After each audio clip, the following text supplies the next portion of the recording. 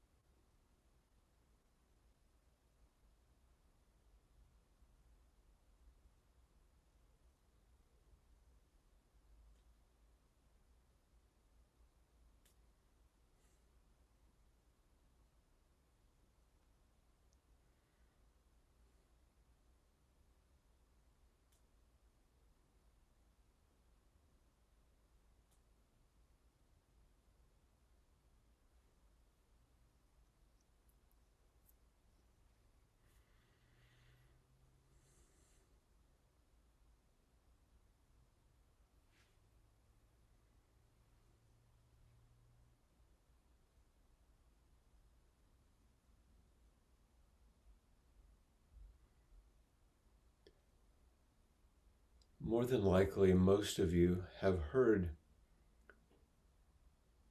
the teaching, and maybe you've heard me offer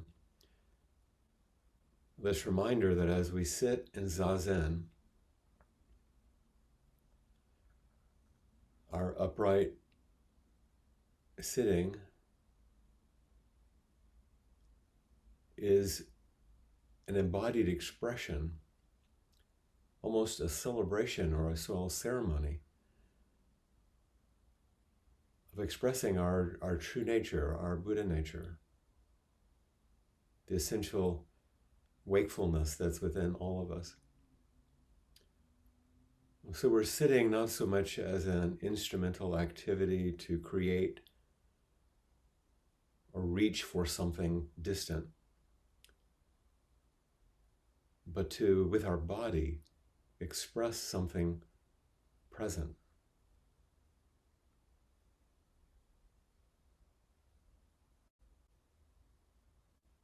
Even though we may not feel like a Buddha or think of ourselves as possessing this quality of freedom, wakefulness, it's still our nature.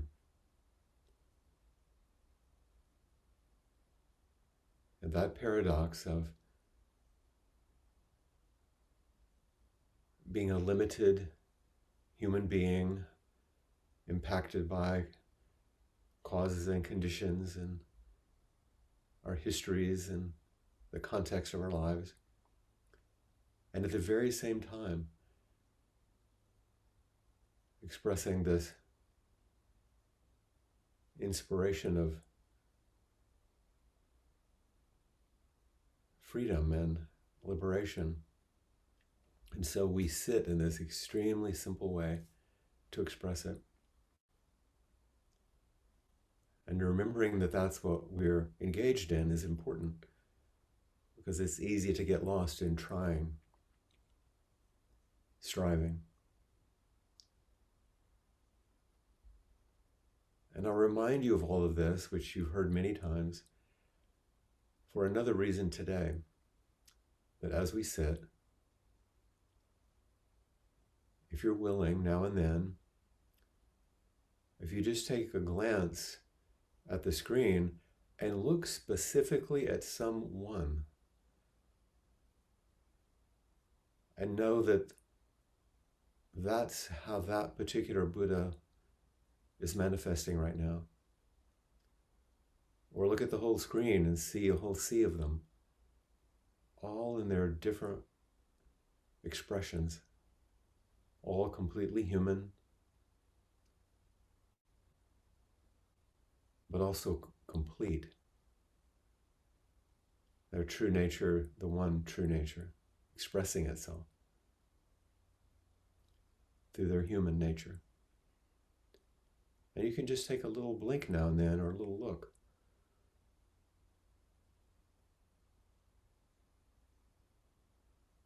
And notice what it's like to continue to express your own by your upright, steady, quiet sitting, but also to witness it in others,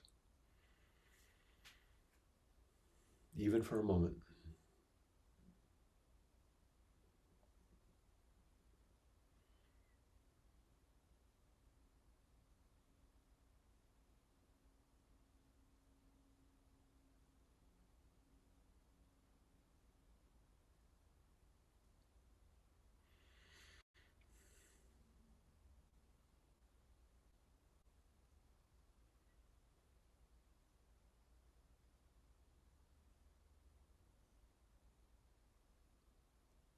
And as you take a look now and then, even just for a brief glance, in some ways it's our responsibility to look at each other in this way and to see deeply. It's the foundation of loving presence. And also to know that others are seeing you in this way. Whether it's the way you feel about yourself or not, they're seeing you in this way.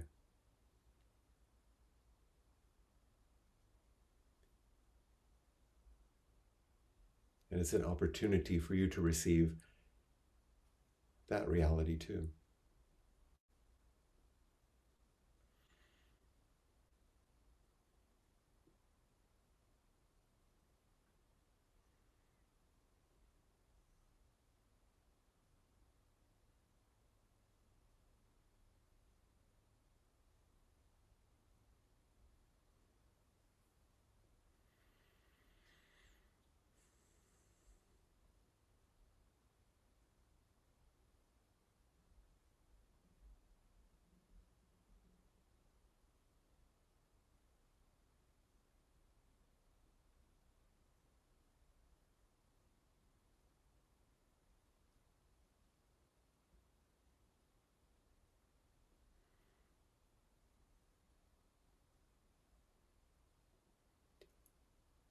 And as you engage these practices, you'll notice,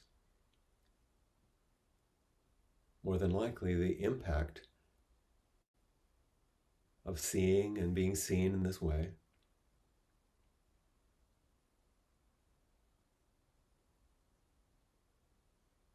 Subtle things in your body and breath.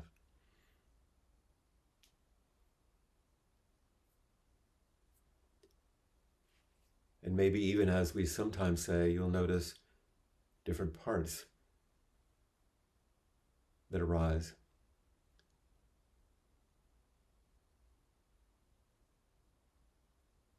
Maybe some that are tender or joyful, shy or embarrassed, curious, even fearful. Just welcoming them all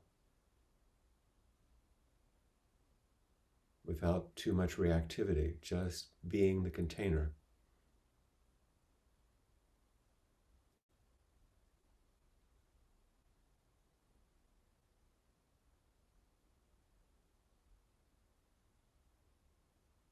offering loving kindness, not just to others, but to parts of yourself.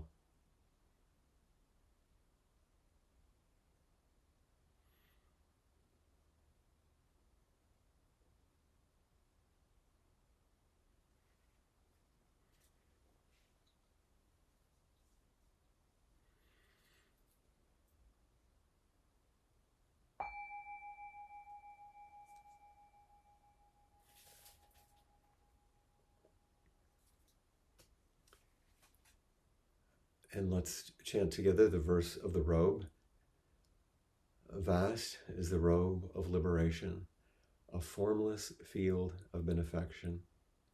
Wearing the universal teaching, I realize the one true nature, thus harmonizing all being.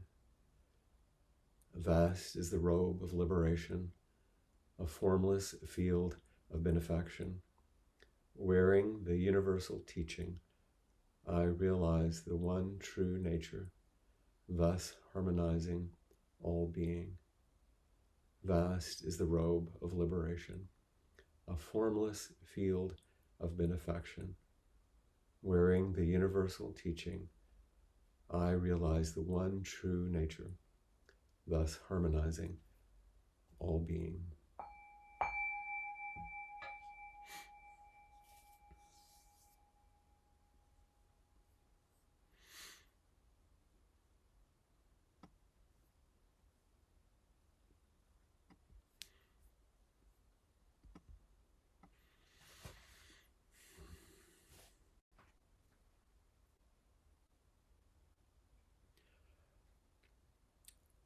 Today, I will reflect on the last of the series of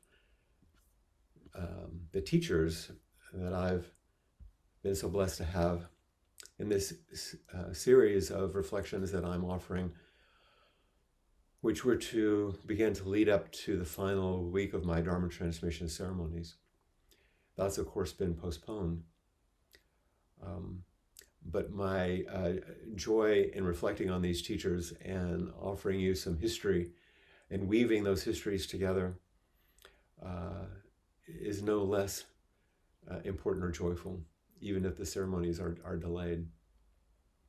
Someone asked me recently, was I terribly disappointed that the ceremonies were not going to happen as we hoped? And I said, well, I was more disappointed that I wouldn't get to travel and visit with people and be with you than I was about the ceremonies, because in some ways, this is like something in Zen we call tangaryo, where the monk would come to the gate of the temple and knock and ask to be allowed in so he or she could train.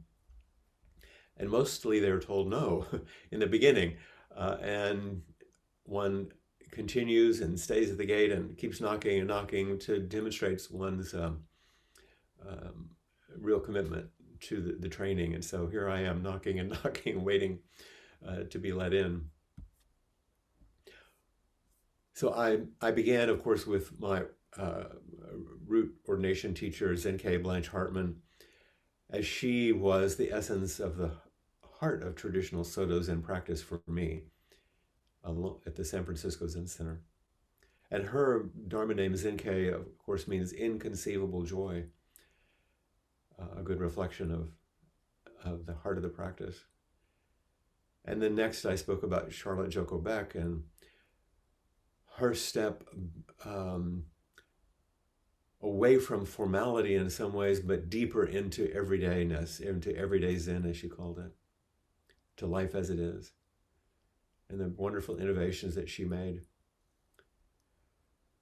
And then I spoke about John Gladfelter as my psychology trainer and psychotherapist and mentor, as the container for my own growing up beyond my own family, beyond clinical training also, as a key turn in my life. And then later meeting Ron Kurtz and Donna and their teachings on mindfulness and the bridge of psychotherapy to spiritual practice And that was essential in turning and opening my own training and teaching. And today, the last senior teacher I want to speak about is Richard Schwartz, Dick Schwartz, who was the developer of the internal family systems model, talking about multiplicity and interdependence, living from our true self. What I was just asking you to do was in some ways a reflection of what we might do in a Hakomi setting, but it also opens us to the vast inner world that we come to know. I also want to say that Blanche, Joko, John, Ron have all passed. And Dick is the only one of these major teachers still alive. Two memories as we begin this reflection on how it bears on our practice today. When I began my Hakomi training in Oregon in the summer of 1994, which is our first year, Ron had an unpublished manuscript with him that he was reading. And the way Ron taught is he would take whatever he was reading and studying at the time and use that as his jumping off place to train us. And this manuscript was something that had his attention. It was by someone named Dick Schwartz, and it was pre-publication manuscript for internal family systems. And so it's fascinating to me looking back that what he was reading and studying was, he began to inform and extend the method of Hakomi. So in the very beginning, my Hakomi training was infused with this multiplicity model.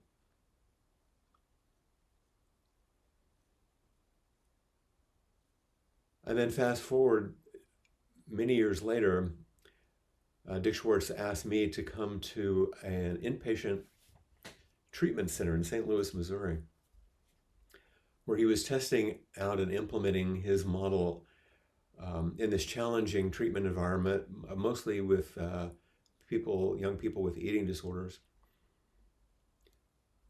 And he wanted me to introduce Hakomi, and especially loving presence, to the staff who were trained in traditional clinical methods, but also using internal family system as their primary model. And so that day, as I was beginning the training, Dick introduced me to the staff, and he spoke about his respect for Ron's work in developing Hakomi and hoping that I could add something to their professional development for this larger staff. And he had told me that he would stay for my introductory remarks that followed, and then he would leave me to do the work of the day because he was very busy and he needed to go on. Dick did his introduction, I did mine. He stayed for the first exercise, and then he stayed the whole day. He ended up not leaving. As we went deeper and deeper into the steps of loving presence with the staff, because it had meaning, just as Dick's work had meaning for Ron in that first training, Ron's work had deep meaning for Dick in understanding the embodied immediacy of mindful practice. Now, stepping back a little bit from these two memories, within a couple of years of completing my initial training in Oregon with Ron and Donna, I was asked to speak on a panel of very distinguished therapists. I'm not sure why I was asked to join these people, but at the University of Texas, researchers, and the sort of headliner for this group was Dick Schwartz. And our friend Betty Holmes, who's a great bodhisattva and has brought many wonderful aspects of Hakomi, IFS, and Buddhism to Texas, sponsored this program at the University of Texas, and Dick was one of the senior presenters. So it's the first time I'd heard him describe the model, and it was really stunning. She then brought Dick to Austin for the first IFS training there, in which I participated, and over the years, I continued to follow My partner Aaron was managing the retreat center where Dick was teaching and where Ron had taught.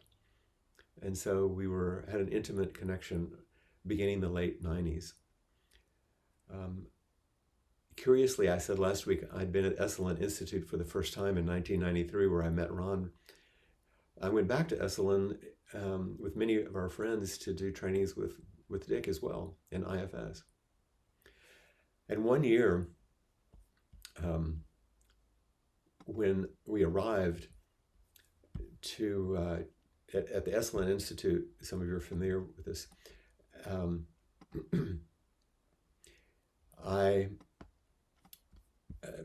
See, I'm arranging something here. Sorry, trying to find where I can get to it.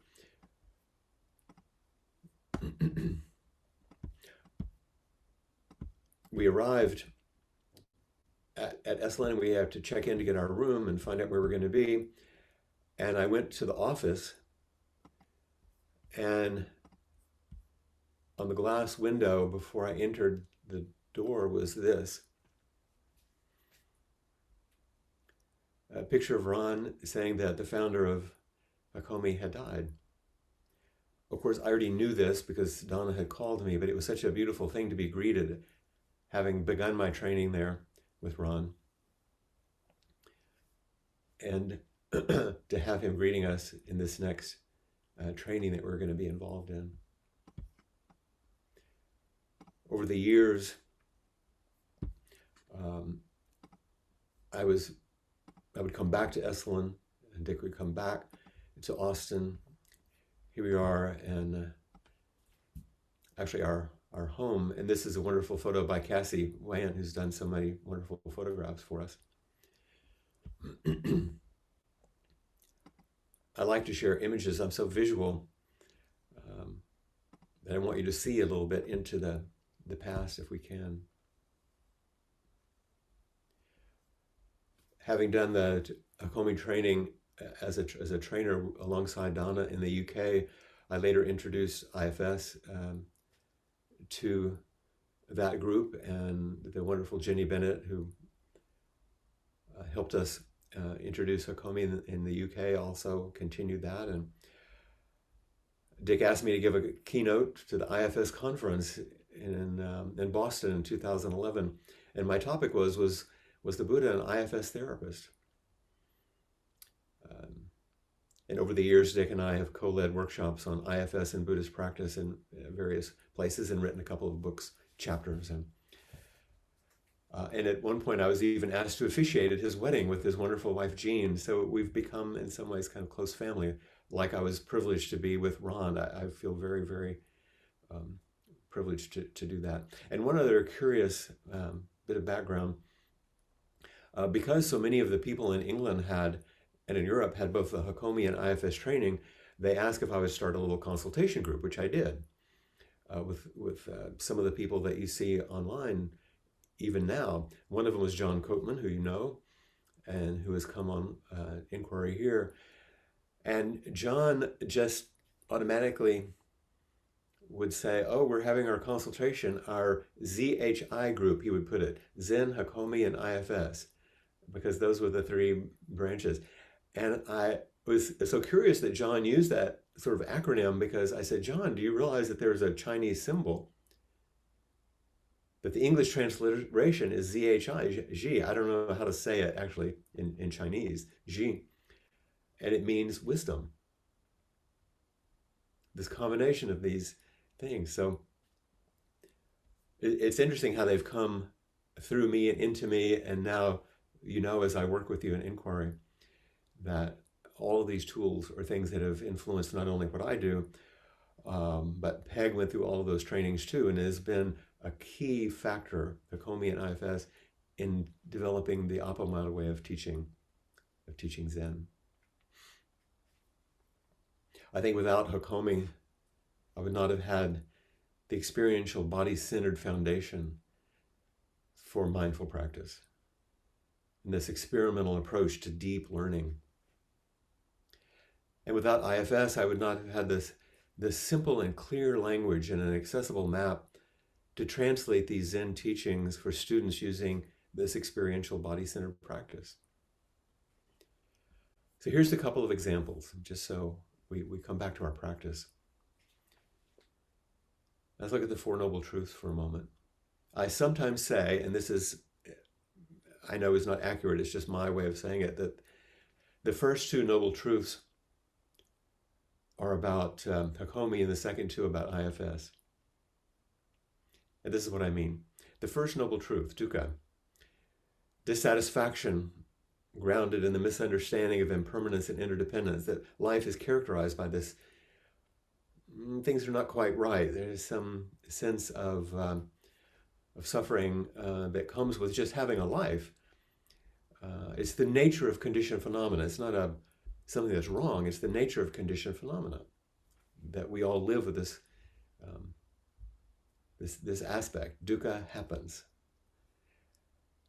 And the second noble truth, which has as one of the words samudaya, which means that which comes up in response to dukkha, life as it is. This is the ways that we react to the reality of dukkha. We grasp, we push away, we ignore, distort experience in habitual ways.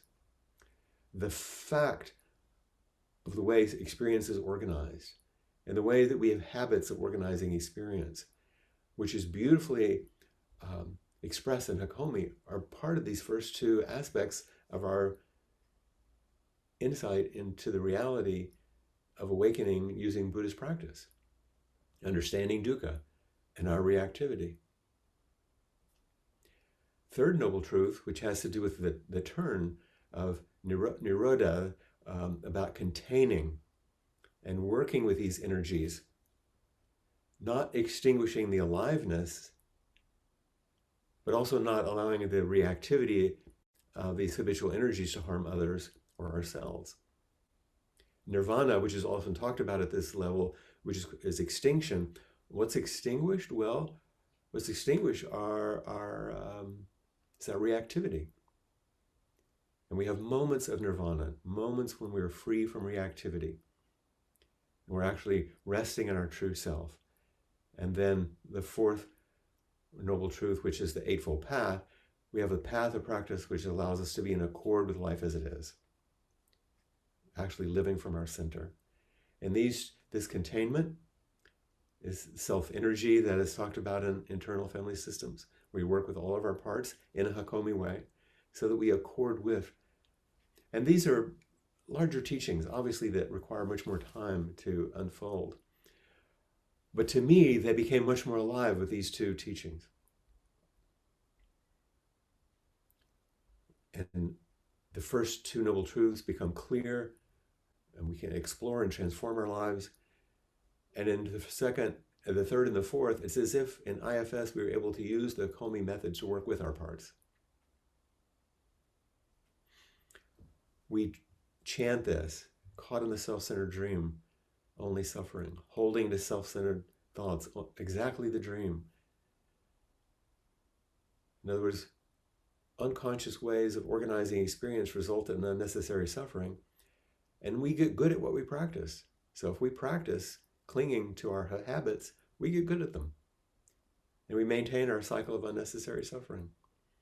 And the next two lines in the four practice principles, each moment, life as it is, the only teacher, and being just this moment, compassion's way. Attending to each moment in mindfulness, inside and out, we gain a wealth of information about how we're constructing and maintaining unnecessary suffering. Really, who's running the show? Who are the protectors and managers that seem to guide our life, and who's being protected? And how can we relax the extreme roles that these parts take on and allow our true nature to come forward? Once again, these are larger teachings which we can open to, but I want to reflect on them just a tiny bit. And lastly, the Bodhisattva vow, which is our core vow. Beings are numberless. I vow to free them. We think of that as beings are numberless. I vow to practice for the benefit of all beings. But guess what? Beings are numberless inside also. All of these parts that we meet. And I vow to free all of them. The second bodhisattva, our delusions are inexhaustible. I vow to end them. There are an infinite number of parts in our multiple lives inside, and I vow to free them from their extreme roles and help them unburden.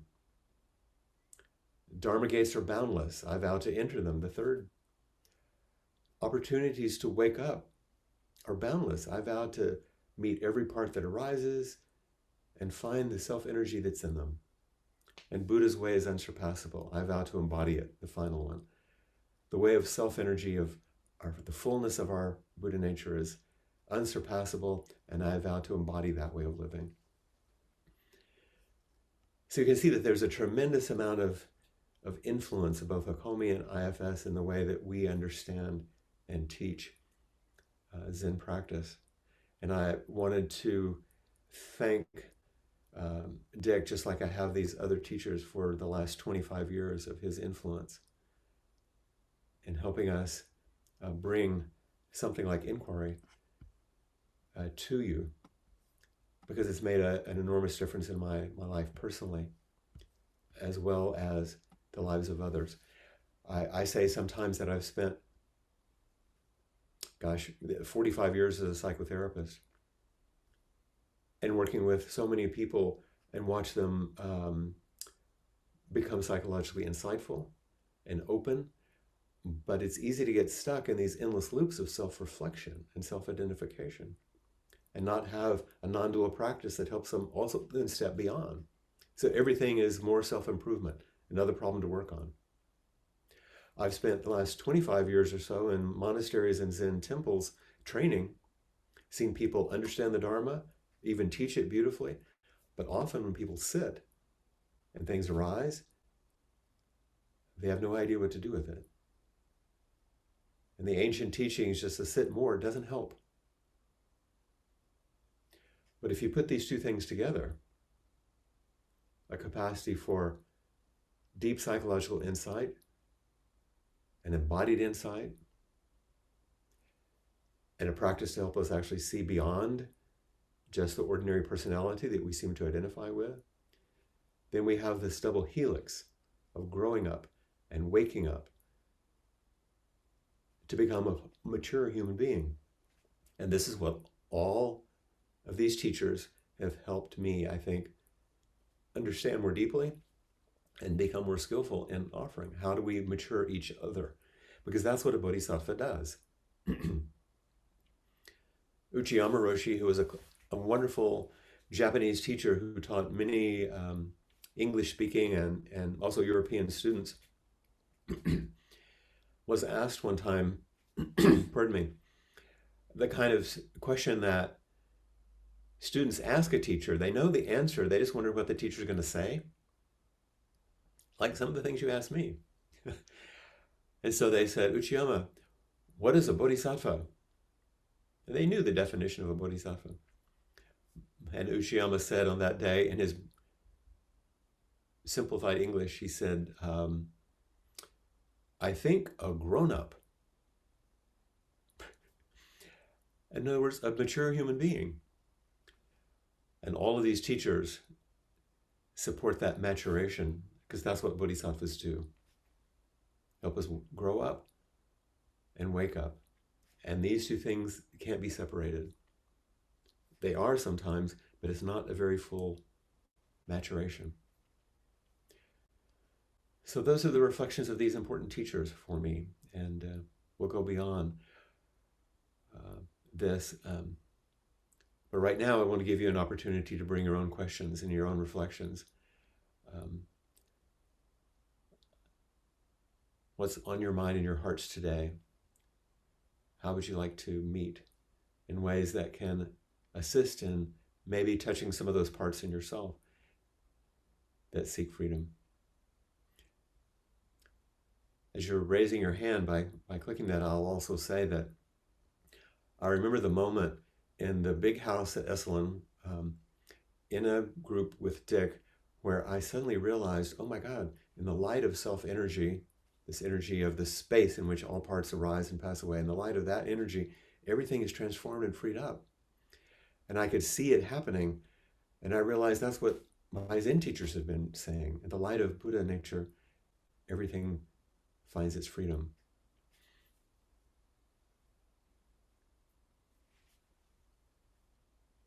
So please come forward. Give us the opportunity to meet in ways that we can actualize this kind of opening. I guess I'm on, huh? Sure. Okay, I see. Okay. I had to go through the couple of messages that I'm not used to doing because I don't usually meet in this talk in this format. Isn't that how it is sometimes? Is when we're going to meet someone, we go through all these messages that happen inside about what it's going to be Right, like to meet. right, But right. here it is externalized. Yeah, yeah. Well, I just had a realization and I just wanted to share it. When you were talking about the Four Noble Truths, I realized in the past I've always thought of those as lists, kind of linear, 1, 2, 3, 4. And this time something opened and I said, no, it's a loop, it's a spiral, because when we get to the fourth one where we can end, we can do something of the suffer, we can go back to, the dissatisfaction and start reworking that. And I think that's what the life of practice actually is. That's the cycle And of practice. In fact, the cycle of secret is practice. it's all happening at once. Right. Yeah. And I know that, but I just never, so I never took the teaching of the Four Noble Truths and felt it in that same way. That's right. And I think it's very helpful. So thank you for that. Sure. You know how I sometimes will run things backwards to see what I learned from it? Yeah, I love that. I do that Well, sometimes. think about it right now. If we engage in That's right. right view, right action, right, the Eightfold Path, Hmm. then what's the one before it? Well, it seemed like that begins to help us through that path provide a container to work Right. with all the energies that are arising and help us move from reactivity to responsiveness. That's right. And as we do that, we're softening the ways we've reacted. Mhm. Those reactivity, samadhi, the second one, falls away, and we have a new relationship with dukkha, which is just life as it is. Right. Instead Exactly. of fighting it and thinking it's a problem, it's like, oh, this is, and that resting in life as it is is the right is right is marga is flowing at the center of life. Right. Right. So you move it backwards, absolutely. Yeah. So I appreciate that. Thank you. Yes. Thanks for the reflection. You're welcome. I think sometimes people feel that they can't, and I don't mean this disrespectfully at all, but play with the teachings. In other words, enjoy them and open them up and turn them around a little bit and find out where is the place that has vitality and aliveness for you.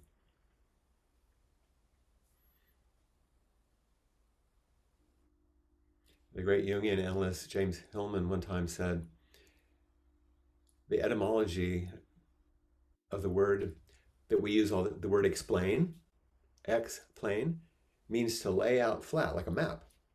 We can explain something, we lay it out like a map and you can see it and understand it. And he said, I think we've had enough explaining of these kinds of things. We need to get these ideas up and dance with them. Make them alive, make them embodied.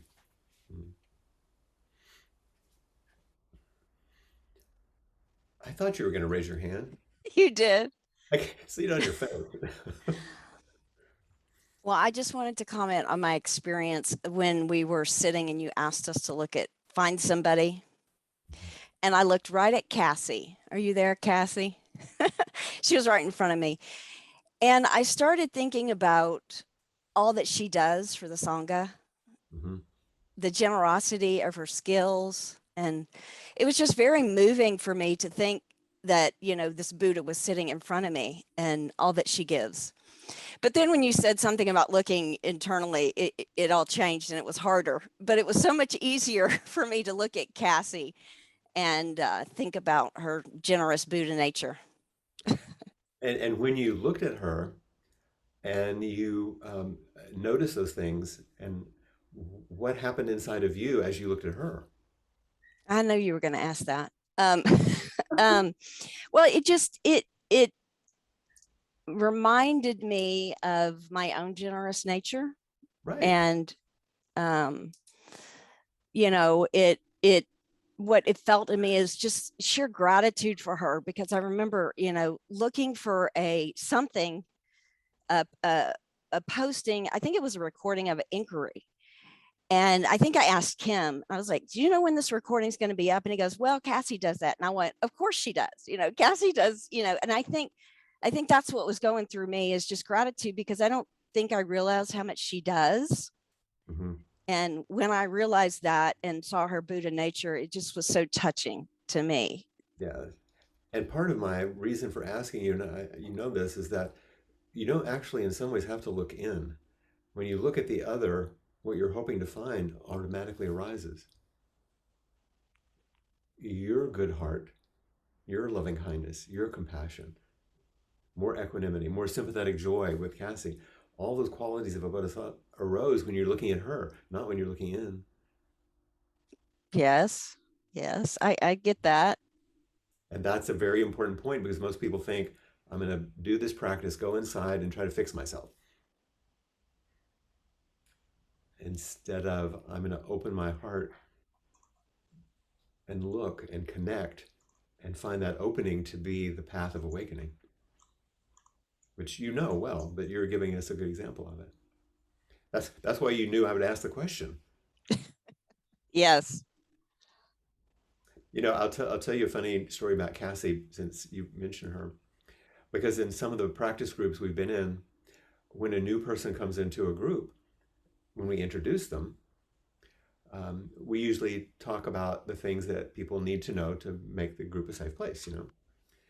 And so we talk about confidentiality and showing up and all that. And Cassie would always say to them, and if Flint says to you, would you like to do a small experiment? Say no. Meaning, this is going to be an entry point for this kind of thing. So, a little fun Cassie story. Yes. Well, thank you for that. And thank you for your Buddha nature, Cassie. I Yeah. see you, and I appreciate all that you do, And she's been doing it for a long time. for sure. Mhm. Thank you. We have Cassie next. Good.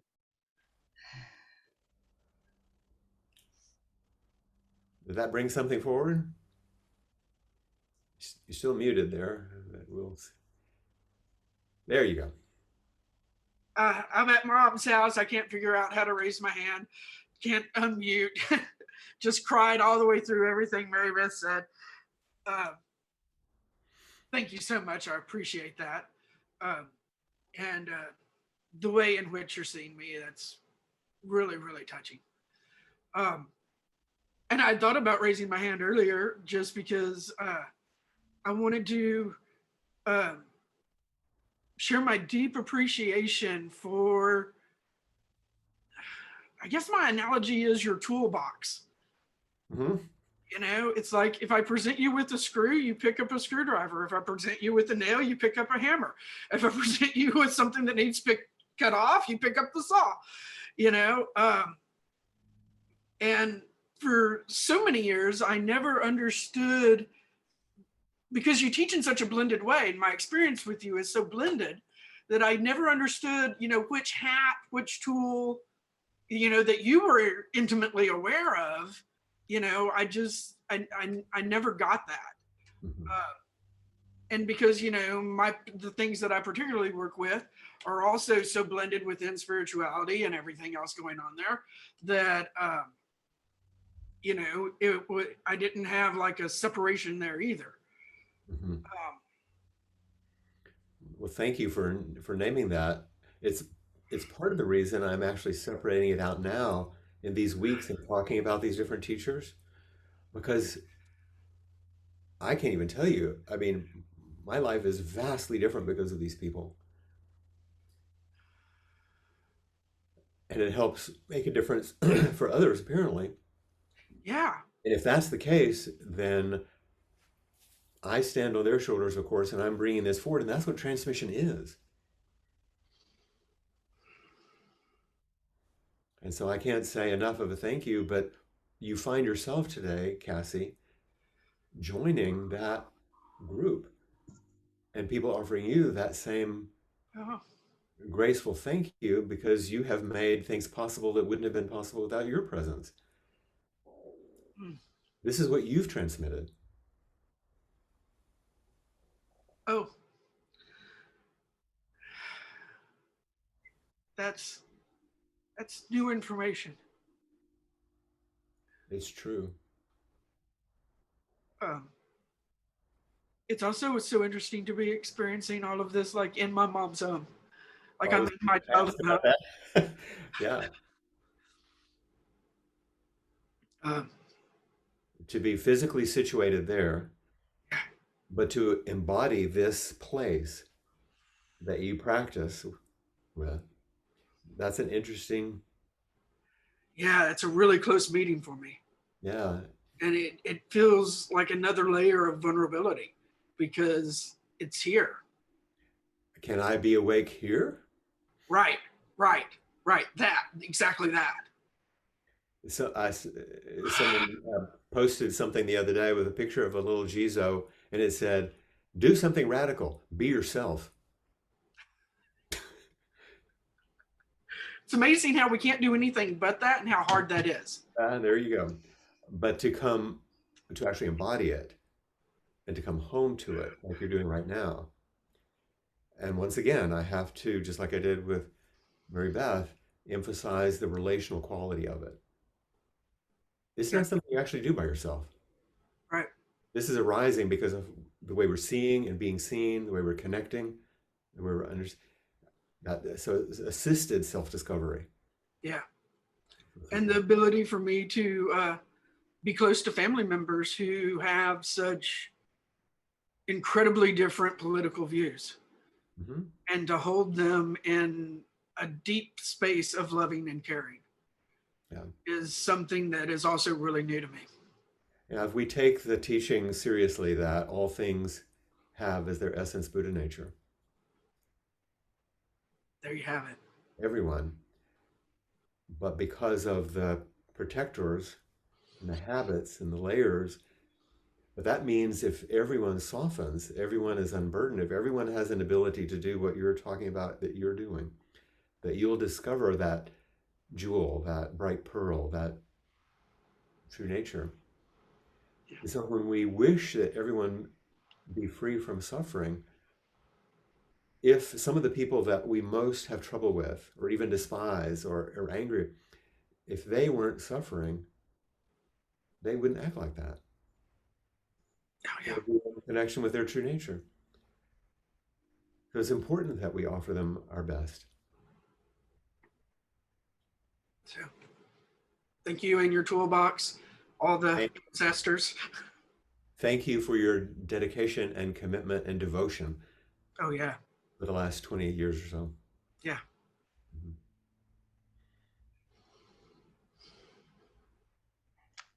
We have Donna next. Oh, good. There she is. Am I unmuted? Yes. You are unmuted. It feels like my connections, my question is connected a little bit with what Cassie was talking about. You and Ron and I all have many things in common, but one is this way of seeing how things connect.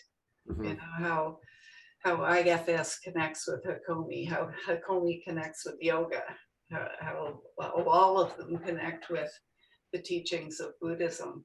I love that. And like Ron, I'm usually informing whatever I'm teaching with something I'm excited about and reading about. Mhm. And lately it's been more and more about polyvagal theory.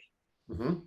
So when you were talking about IFS and parts, I hadn't thought of this before, but it occurs to me that our embodied state, which, you know, I'm always bringing attention back to that, is either in what in polyvagal language they would call ventral vagal. I think that's self. And the parts are. And say what that is so people that don't know. Ventral. The ventral vagal is the capacity to feel safe and to connect, socially engage. Like show your belly almost. Yeah, to feel safe enough to be vulnerable and authentic and to relate. Mm-hmm. You know, in Hakomi, we call it loving presence. Mm-hmm. And it's really that. And then we can't be in that state if we feel unsafe. Right. And when we're unsafe, in really simplified polyvagal terms, we're either activated, fight or flight, Mm-hmm. or frozen or collapsed or dissociated, which is another dorsal vagal state. But it just occurred to me as you were talking, and I wondered if Dick's ever referred to this. If it's an interesting way of thinking about the parts. Mm-hmm. The parts are never in ventral. They're never in that really calm because we feel safe enough to be really authentic Mm-hmm. and relate from our true self to another. Yeah. What do you think That's a about beautiful that? way. There's some work on interpersonal neurobiology, which includes that in the IFS community, which I haven't followed. So I'm almost certain it is, because what you're describing, of course, is absolutely in accord with what we know and experience. That to be, even the Buddhist terms about containment and nirodha and extinction is the sense of deep regulation and non-reactivity. So absolutely. Yeah, I loved that also when we were reading about the real translation of nirodha, because it's sometimes translated as putting out those flames of our reactivity, but it's not that. It's containing and not dousing it, but also not letting it get out of control, which would be those two other vagal states if anybody's interested in that science. I'm glad you're naming it that way, because it gives a real, literally gutsy sense to it, you know, of what that feels like. And just one last comment, and maybe you remember, I think I told you one time that when I was teaching in Japan, Masaji, my organizer and translator, in an aside to something I was teaching about sitting and posture and how our state of mind is embodied, he said there's a saying, and I think it's a Zen saying, which is something like chosu, chosoku, chosu, something like that. And it means right posture, right breathing, right attitude. Mm-hmm. Which again, for me, fits in totally with my embodied state. And the breath is such a key, isn't it, to our state of our nervous system. Expresses a state of mind. And that's where we started today, with Zazen expressing. Yeah. Yeah. Even though we might feel quite otherwise, but if we take the postures, we begin to learn something. And we see the contrast, which of course is the way we teach, that contrast allows this kind of awareness, which we wouldn't have otherwise. And I love that in Porges, in his polyvagal theory, points to our embodied state comes first, and the story and the narrative and the beliefs and the reactions and the emotions all come out of that. So coming back to sitting, coming back to stabilizing, you know, is the key. And that what you just said is why when people say, well, should I have these trainings? And I said, yes, do the Hakomi training first, then do the IFS. But that's what you just said. We start the stories, the content, the way we work with that stuff comes second, but we got to start with this deep embodiment. Yeah. And And what I love how people are they getting, all connect. people are getting a good example of what it's like when we're together. We can go on and on because we love, no, this is a good thing. But it's also how we stimulated each other for the last 25 years. And I've been so immensely blessed to have you as a partner in teaching all this time. You've changed my life. And likewise, been the same. So thank you. Love you. Thank you. Love you too. Sheila, oh my goodness.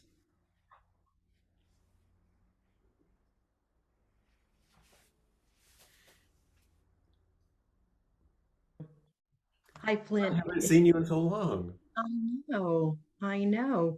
Well, I'm on the front lines doing the work that you're talking about. And recently, what Donna just said, and it's so nice to see you, Donna, and see a face of, I've heard so much about you through the years. But I talk about it with everybody. yeah, yeah. Moving on towards EMDR, then with trauma training um, and anyway, just a really quick question, Flint, in the last 3 minutes. How does IFS relate to the world situation in terms of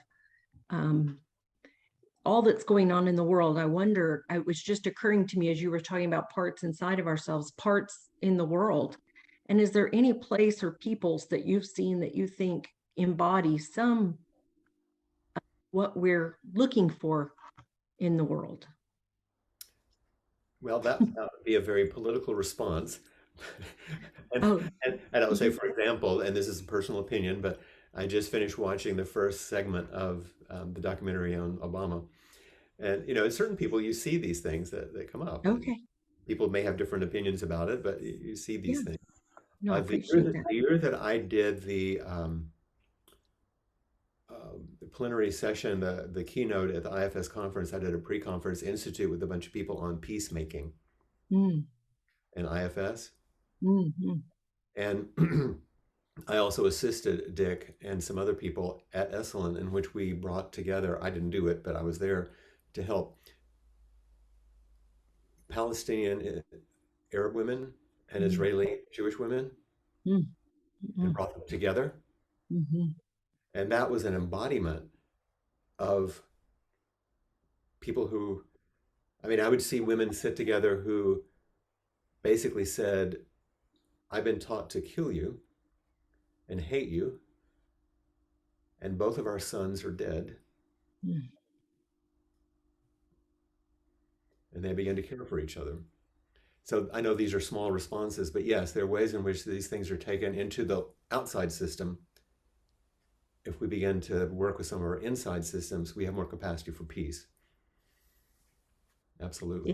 Is it an inside out job then, person by person, Goes back, depending no matter where, if you're in Egypt or Israel or Afghanistan, goes it's an both ways. inside job.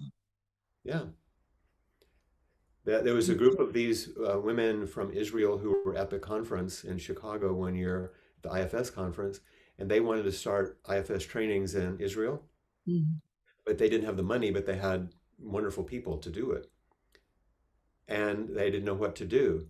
And I stood up in this big auditorium and said, are you kidding? There's a bunch of Americans here who have money. I say, let's not leave the room until we raise the money for the training. How much do you need? And they said how many 5 figures they needed, and we raised it all before we left. Wow. So I hear in that there's hope. You feel hopeful. It feels like such an overwhelming job and so impossible almost. I don't have any false hope that the world will get all fixed and be fine. I do have hope that every one of our individual efforts makes a big difference. Okay. Thank you. Okay. Thank you. And we have those 4 practice principles, which we can engage now together, which reflect everything that we've been talking about. Caught in the self-centered dream, only suffering. Holding to self-centered thoughts, exactly the dream. Each moment, life as it is, the only teacher, being just this moment, compassion's way. Caught in the self-centered dream, only suffering. Holding to self-centered thoughts, exactly the dream. Each moment, life as it is, the only teacher. Being just this moment, compassion's way. Caught in the self-centered dream, only suffering. Holding to self-centered thoughts, exactly the dream. Each moment, life as it is, the only teacher. Being just this moment, it's compassion's way.